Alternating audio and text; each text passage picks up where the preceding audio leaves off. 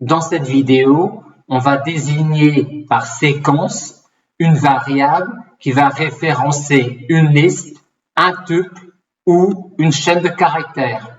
Et dans cette vidéo, nous allons voir les différentes façons auxquelles on peut penser quand on veut parcourir une liste, un tuple ou une chaîne de caractères.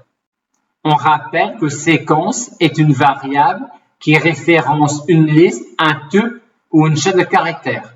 Lorsque vous voulez parcourir séquence de telle sorte que lors du premier tour de boucle, vous ayez dans votre main le premier élément de séquence, lors du second tour de boucle, le second élément de séquence, et ainsi de suite, jusqu'à avoir lors du dernier tour de boucle le dernier élément de séquence. Et si lors de chaque tour de boucle, quand vous avez dans votre main un élément de séquence que vous n'avez pas besoin d'avoir accès à d'autres éléments de séquence, la syntaxe à utiliser alors pour parcourir ainsi séquence sera celle-là.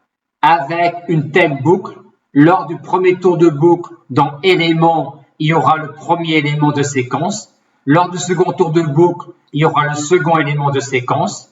Et lors du dernier tour de boucle, il y aura le dernier élément de séquence. Signalons également que si l'on souhaite avoir à chaque tour de boucle dans notre main successivement tous les éléments de séquence, mais pas en partant du premier pour aller au dernier, mais en partant du dernier pour aller au premier, on utilisera alors cette syntaxe-là. Avec cette syntaxe-là, dans élément au premier tour de boucle, il y aura le dernier élément de séquence.